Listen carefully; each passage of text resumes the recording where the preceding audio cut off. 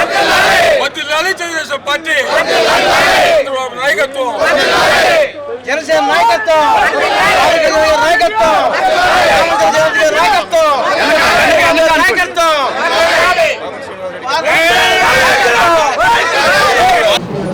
ఈరోజు తెలుగుదేశం పార్టీ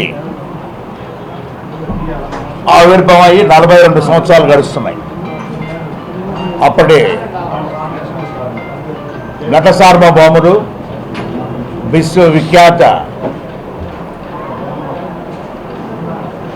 మాజీ ముఖ్యమంత్రి వర్యులు ఎన్టీ రామారావు గారు ఒక రాజకీయ పార్టీ స్థాపిస్తే బాగుంటుందనే ఆలోచనతో అందరి సహకారంతో మార్చి 29వ తారీఖు 1982వ సంవత్సరంలో వారు ఈ తెలుగుదేశం పార్టీని కూడా స్థాపించి ఒక చరిత్ర సృష్టించారు. 9 నెలల కాలంలోనే ఎప్పుడు భారతదేశంలో ఎక్కడా కూడా ప్రపంచంలో చూసుకున్నా కూడా ఒక 9 నెలల కాలంలో పార్టీ పుట్టి అధికారంలోకి వచ్చిందంటే ప్రత్యేకంగా ఒక తెలుగుదేశం పార్టీకే అది వీలైందనేది మనం తెలుసుకోవాల్సిన విషయం. అది వారి తర్వాత మన మాజీ ముఖ్యమంత్రులు జాతీయ తెలుగుదేశం పార్టీ అధ్యక్షులు పెద్దలు శ్రీ చంద్రబాబు నాయుడు గారు ఎన్టీఆర్ గారి ఆశయాలు కొనసాగిస్తూ ఈ పార్టీని ముందుకు తీసుకెళ్ళడం అనేది కూడా మనం చూసాం. ఈరోజు ఆవిర్భావ దినోత్సవం సందర్భంగా రాష్ట్ర ఉపాధ్యక్షులు దామచర్ల జనార్దన్ గారు, పెద్దలు బాచిన గరటయ్య గారు, సోదరులు జనసేన పార్టీ అధ్యక్షులు రియాజ్ గారు, వెంకట్రావు గారు, మంత్రి శ్రీనివాసరావు గారు, ఇతర అందరి మిత్రులతో కలిసి 42వ ఆవిర్భావ దినోత్సవాన్ని మనం ఘనంగా జరుపుకుంటున్నాం. ఒక కూటమి అనేది ఏర్పడటం అనేది మనం చూసాం. తెలుగుదేశం, జనసేన, బీజేపీ 3 పార్టీలు కలిసి మనం ఇప్పుడు ఎన్నికల్లో కూడా పోటీ చేసేందుకు సిద్ధమయ్యాం.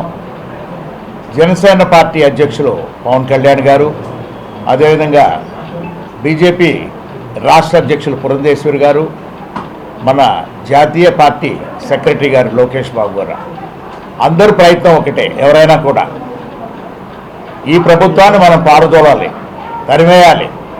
మన తెలుగుదేశం పార్టీకి అంటే కూటమి ప్రభుత్వాన్ని మనం ఎన్డీఏ కూటమి, ఇది ఈ కూటమి ప్రభుత్వాన్ని మనం తీసుకురావాలనే ఉద్దేశంతోనే మనం అందరూ కూడా అహర్నిశలు కూడా పనిచేయాల్సిన అవసరం ఉంది. బాగుట్టు కుటుంబం ఎప్పుడు కూడా మీ సేవలోనే 33 సంవత్సరాలుగా ఇక్కడ ఒంగోలులో కూడా ఉన్నాం.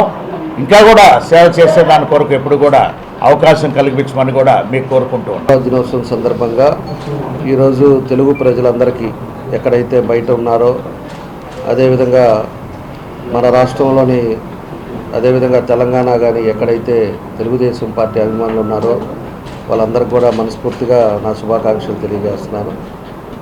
ఈరోజు ఒకసారి మనం అందరం కూడా తెలుగుదేశం పార్టీ ఏ విధంగా వచ్చింది, ఏ విధానాలతో వచ్చిందో కూడా మనందరం కూడా తెలుగుదేశం పార్టీకి సంబంధించిన ప్రతి ఒక్క కార్యకర్త కానీ కుటుంబ సభ్యులు కానీ అందరూ కూడా ఆలోచించాల్సిన విషయాలు.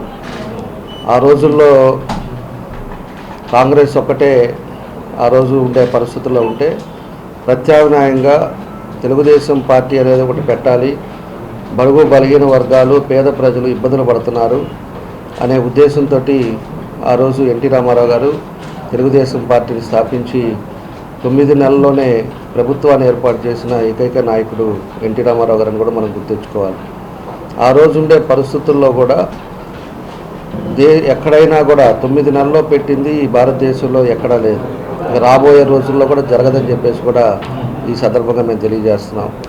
ఆయన ఆ రోజుల్లోనే పేద ప్రజలకి ఏం చేయాలి, ఏ పథకాలు పెడితే వాళ్ళు సంతోషంగా ఉంటారని ఒక ముందు చూపుతోటి ₹2 కిలో బియ్యం కానీ, పెన్షన్ కానీ, పక్కా గృహాలు కానీ, ఇలాంటివన్నీ కూడా ఎన్నో చేసిన వ్యక్తి ఎన్టీ రామారావు గారు.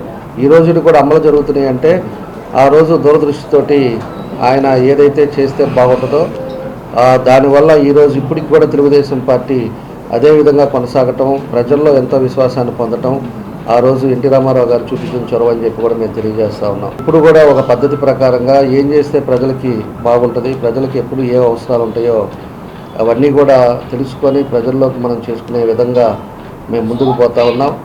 కాబట్టే ఈరోజు తెలుగుదేశం పార్టీ ఈరోజు ఇంతమంది కుటుంబ సభ్యులు ఉన్నారని చెప్పేసి కూడా మేము తెలియజేస్తూ ఉన్నాం.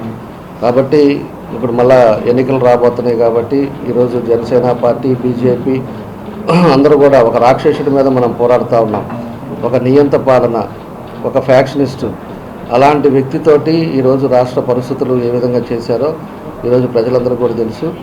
కాబట్టే ఈరోజు జనసేన అధ్యక్షుడు పవన్ కళ్యాణ్ గారు కానీ అటు బీజేపీ కానీ అందరూ కూడా కలిసికట్టుగా పనిచేస్తేనే ఈ రాక్షసుని బయటికి పంపే పరిస్థితులు వస్తాయనే ఉద్దేశంతో ఈరోజు అన్ని పార్టీలు కలిసినాయి. అన్ని పార్టీలతోటి కలిసి రేపు ప్రభుత్వాన్ని కూడా ఏర్పాటు చేయబోతున్నారని చెప్పి కూడా మేము ఈ సందర్భంగా తెలియజేస్తూ ఉన్నాం.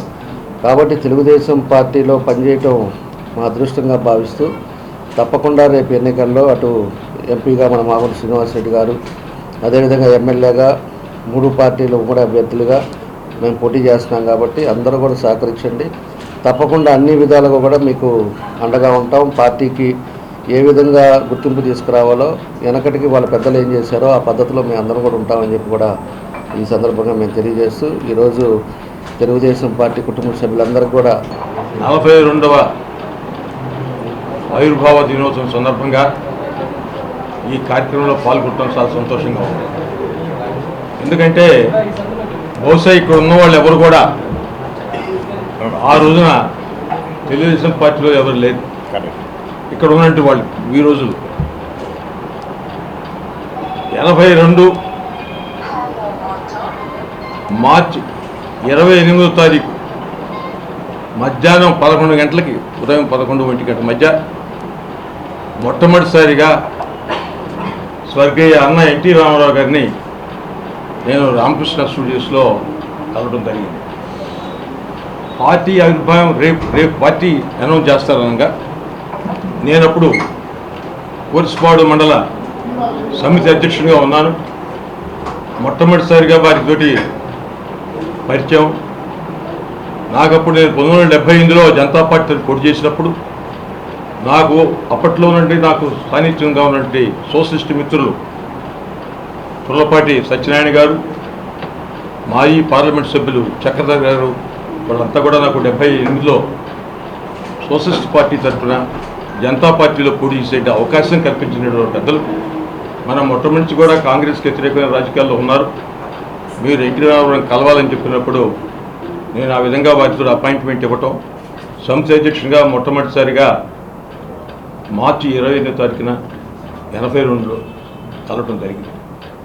దాదాపు గంట సేపు నేను వారితో చర్చించడం, ఈ అప్పుడున్నటువంటి రాష్ట్రంలో రాజకీయ పరిస్థితులు, మరి ఎంత గొప్ప విశేషం అంటే ఎన్టీ రామారావుతో అనుభవం చెప్పుకోవాలంటే రోజులు చాలా.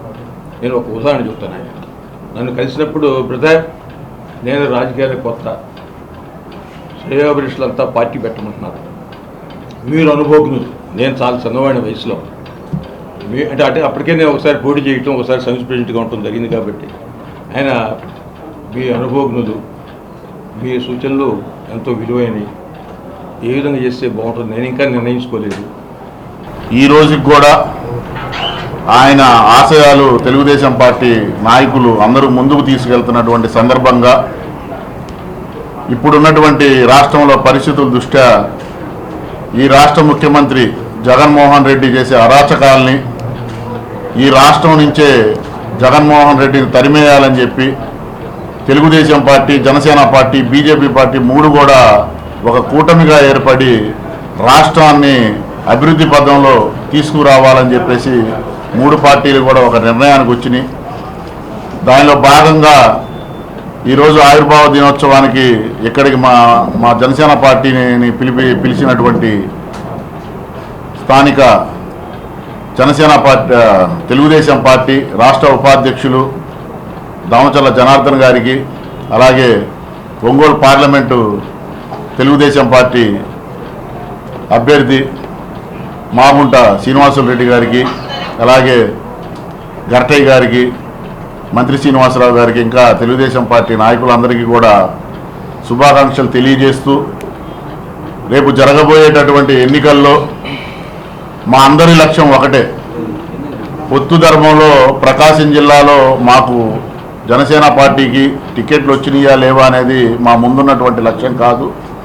మా ముందున్నటువంటి లక్ష్యం కూటమి అభ్యర్థులందరినీ కూడా గెలిపించుకునే దిశగా మేమందరం అడుగులు వేస్తున్నాం.